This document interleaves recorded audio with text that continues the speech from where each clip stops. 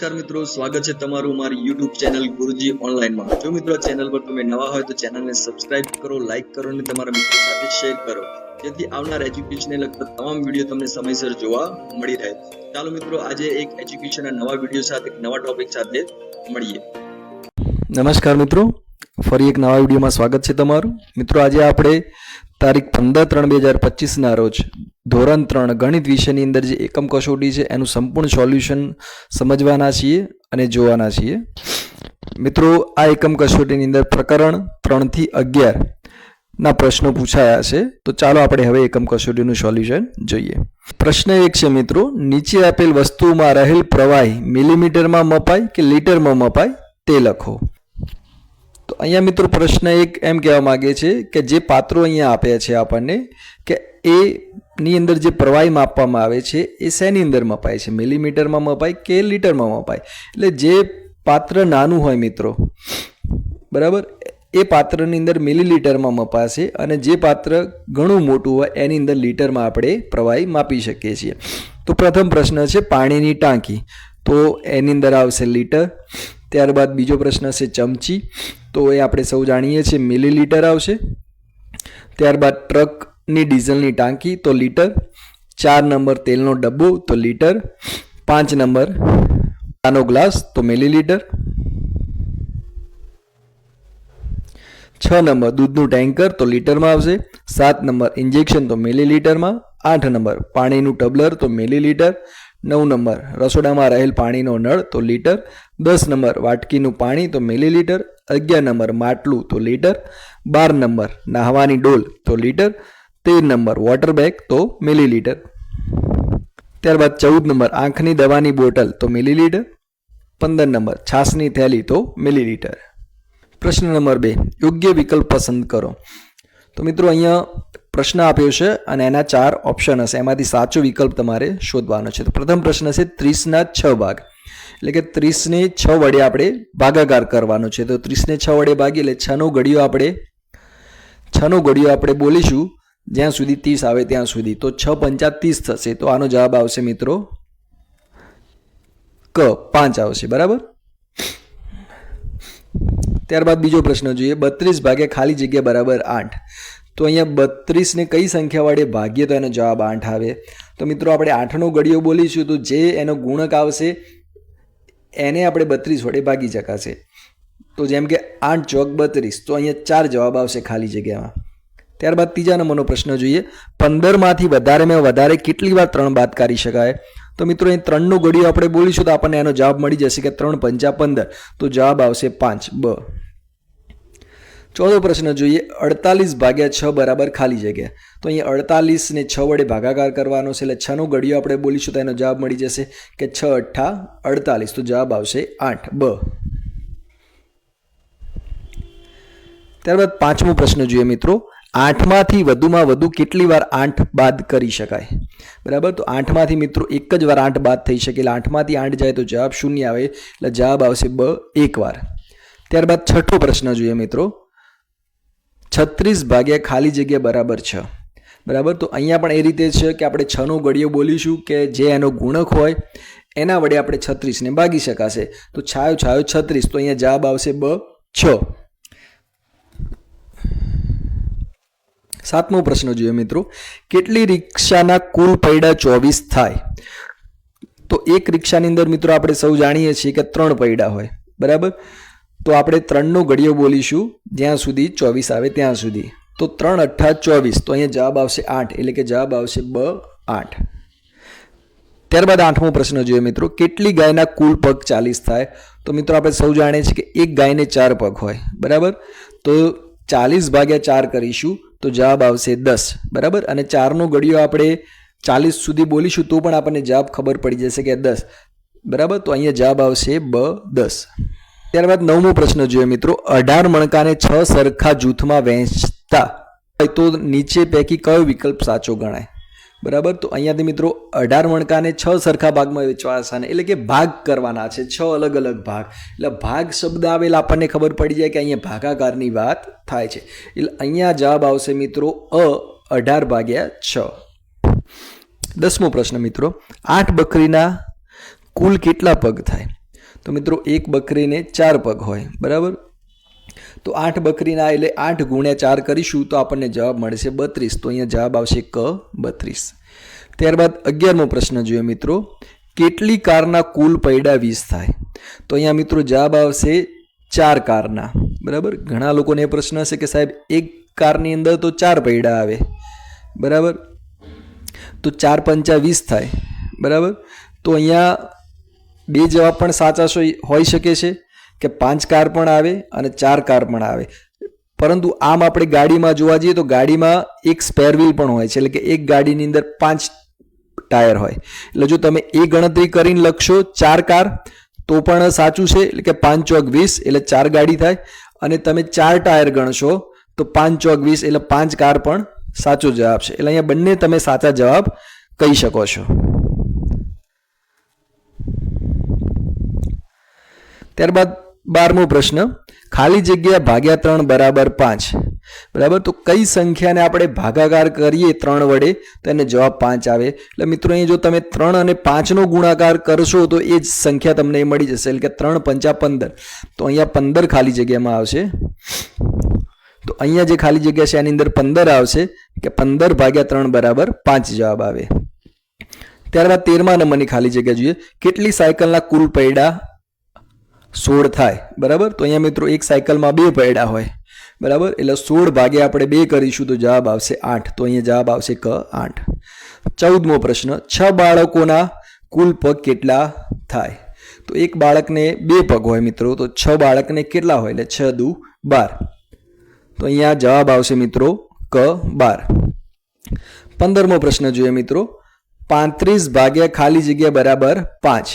35ને કઈ સંખ્યા વડે આપણે ભાગીશું તો એનો જવાબ આપણને 7 મળે. તો આપણે 5નો ઘડિયો મિત્રો બોલવાનો છે, તો એની અંદર જે 35 જ્યારે આવે જે ગુણક સાથે એ એનો જવાબ કહેવાય. તો 5 સીતા 35. તો આ ખાલી જગ્યાની અંદર આપણે જવાબ આવશે ક 7. ત્યારબાદ પ્રશ્ન નંબર 3 જોઈએ મિત્રો, નીચે આપેલા કોયડાનો ઉકેલ મેળવો. પ્રથમ પ્રશ્ન છે, 30 કેળા 5 વાંદરાને સરખા ભાગે વહેંચવામાં આવે તો દરેક વાંદરાને કેટલા કેળા મળે? તો 5 વાંદરા બરાબર 30 કેળા, તો એક વાંદરા બરાબર કેટલા કેળા? આપણે આ રીતે સૂત્ર લખીને ગણીશું મિત્રો. તો ચોકડી ગુણાકાર કરીશું તો 1 ગુણ્યા 30 ભાગ્યા 5. બાજુમાં આપણે 30ને 5 વડે ભાગીશું તો 5 છંગ 30. આ રીતે તમે જવાબ જોઈ શકો છો. તો દરેક વાંદરાને 6 કેળા મળે.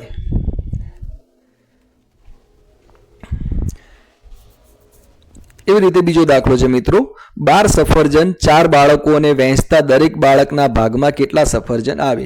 સેમ દાખલો છે મિત્રો, 4 બાળકો બરાબર 12 સફરજન છે આપણી માટે. તો એક બાળક બરાબર કેટલા સફરજન થાય? તો ફરી ચોકડી ગુણાકાર કરીશું, 1 ગુણ્યા 12 ભાગ્યા 4. તો આપણે 12ને 4 વડે ભાગીશું તો અહીંયા 3 ચોક 12. તો દરેક બાળકને 3 સફરજન મળશે. ત્યારબાદ ત્રીજા નંબરનો દાખલો જોઈએ, 10 પેન્સિલ કેટલા વિદ્યાર્થીઓને સરખા ભાગે વહેંચવામાં આવે તો દરેકના ભાગમાં 2 પેન્સિલ આવે? એટલે કે એક બાળકને આપણે 2 પેન્સિલ આપવાની છે, એનો મતલબ એમ થયું કે 2 પેન્સિલ બરાબર 1 વિદ્યાર્થી. તો 10 પેન્સિલ બરાબર કેટલા વિદ્યાર્થી? તો અહીંયા પણ ચોકડી ગુણાકાર 10 ગુણ્યા 1 ભાગ્યા 2. 10ને 2 વડે ભાગીશું તો 2 પંચા 10. તો 5 વિદ્યાર્થીઓને 2 પેન્સિલ ભાગમાં આવશે. ચોથા નંબરનો દાખલો જોઈએ મિત્રો, એક બોક્સમાં 21 લાડુ છે. જો દરેક બાળકને 3 લાડુ આપવામાં આવે તો કેટલા બાળકોને લાડુ આપી શકાય? અહીંયા મિત્રો આપણને સૂચના આપેલી છે કે 3 લાડુ એક બાળકને આપવાના છે, એટલે કે 3 લાડુ બરાબર 1 બાળક. તો 21 લાડુ બરાબર કેટલા બાળક? ફરી ચોકડી ગુણાકાર 21 ગુણ્યા 1 ભાગ્યા 3. 21ને 3 વડે ભાગીશું તો જવાબ આવશે 7. તો 7 બાળકોને લાડુ આપી શકાય. પાંચમો દાખલો જોઈએ મિત્રો, એક દેડકો એક વખતમાં 3 પગલાં કૂદે છે, તો 27મા પગલાં સુધી પહોંચવા માટે કેટલી વખત કૂદવું પડે?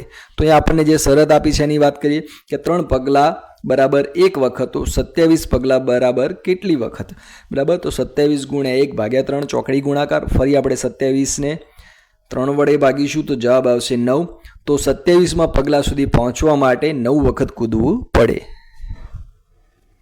છઠ્ઠો દાખલો જોઈએ મિત્રો, મીણબત્તીને 4 ખોખામાં સરખે ભાગે મૂકવામાં આવે તો દરેક ખોખામાં કેટલી મીણબત્તીઓ સમાય? તો 4 ખોખામાં 28 મીણબત્તી સમાય, તો એક ખોખામાં કેટલી સમાય? તો 28 ગુણ્યા 1 ભાગ્યા 4. તો અહીંયા આપણે 28 ને 4 વડે ભાગીશું મિત્રો, તો જવાબ આવશે 7. તો દરેક ખોખામાં 7 મીણબત્તીઓ સમાય. એવી જ રીતે મિત્રો 7મો દાખલો છે. 10 રૂપિયાની 12 નોટને 4 મિત્રોને સરખા ભાગે વહેંચીએ તો દરેક મિત્રને કેટલા રૂપિયા મળે? એટલે કે મિત્રો 10 રૂપિયાની 12 નોટો છે, તો સૌથી પહેલાં તો આપણે જે 10 રૂપિયાની 12 નોટો છે એને આપણે રૂપિયામાં ફેરવશું.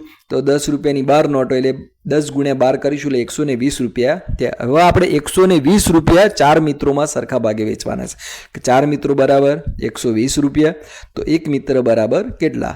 બરાબર, તો ફરી ચોકડી ગુણાકાર 1 ગુણ્યા 120 ભાગ્યા 4. 120ને આપણે 4 વડે ભાગીશું તો આવી રીતે જવાબ આવશે 30. તો દરેક મિત્રને 30 રૂપિયા મળશે. આ દાખલામાં મિત્રો ખાસ થોડો અટપટો દાખલો પૂછ્યો છે, એ ખાસ તમારે જોવાનું છે કે 10 રૂપિયાની 12 નોટો છે, તો 10 રૂપિયાની 12 નોટો એટલે કેટલા રૂપિયા થાય એ સૌ પ્રથમ શોધવાનું છે.